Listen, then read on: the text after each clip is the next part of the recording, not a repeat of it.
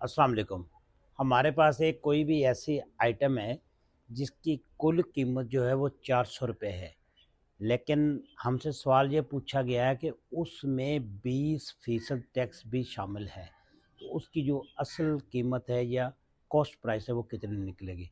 बहुत आसान तरीका है, चलते हैं बोर्ड की जानिब। सबसे पहले देखें इसकी जो कीमत फ़रोख्त है वो 400 रुपये है।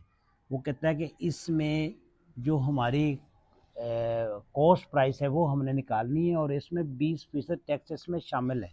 बच्चा यहाँ से गलती करता है कि वो 400 का 20% ले लेता है, तो 400 ज़रब 20/100 करता है, तो ये यहाँ पे गलती कर रहता है, ये आ रहता है 80। तो 80 जो है 400 में से माइनस करेगा तो ये 320 रुपये कीमत हो जाएगी, यानी 400 माइनस 80 करेगा 320 रुपये निकालेगा, जो कि गलत है। क्योंकि यहाँ पे गलत इसलिए हो जाएगा कि 320 का अगर हम 20% लेते हैं, ये इसलिए गलत हो जाता है कि अगर 320 जो हमारे पास इसकी कॉस्ट प्राइस है ये इसका 20% निकालते हैं तो ये हमारे पास गलत हो जाएगा। ये इसको इस 320 का अगर 20% निकालते हैं तो ये इससे कट जाएगा, ये इससे कट जाएगा, तो ये आ जाएगा 64।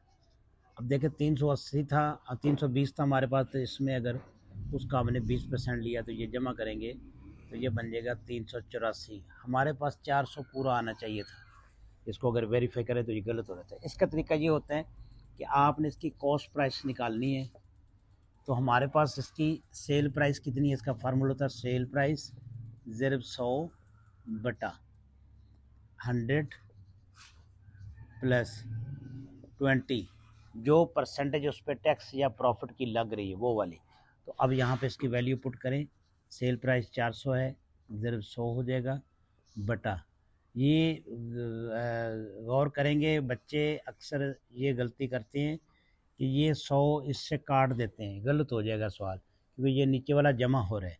तो इसलिए हम इसको करेंगे 40,000 बटा 120। जब इसको हम तकसीम करेंगे तो ये हमारे पास ये ज़ीरो इससे काट दें, तो अगर इसको 4,000 को हम 12 पे तकसीम करेंगे तो हमारे पास 333.33, ये इसकी असल कॉस्ट प्राइस निकल जाएगी। अब इसको वेरीफाई करना है तो उसका तरीका ये है कि 333.33 का 20% ले लें, ज़रा 20/100, तो ये ऐसे कट जाएगा 20/500। इसको जब 333.33 को हम 5 पे तकसीम करेंगे तो हमारे पास जो इसका टैक्स निकलेगा वो निकलेगा 66.66। अब 66.66 आ जाएगा, तो इसको जब आपने जमा करना है 333.33 और नीचे कर ले 66.66, ये 3 दफ़ा भी लिख सकते हैं, 2 दफ़ा भी, इसका कोई इशू नहीं होता। तो ये हो जाएगा 999.993, 399.999। ये चूँकि आपको पता है कि ये जब डेसिमल में रकम जाती है तो उसका इतना आ जाता है, लेकिन इसका मतलब यही होता है कि ये 400 पूरा है। ठीक है, इसका तरीका ये होता है कि जो उसके अंदर से ही आपने प्रॉफिट कैलकुलेट करना हो या टैक्स, तो ये इसका तरीका होता है। उम्मीद है समझ आ गई हो।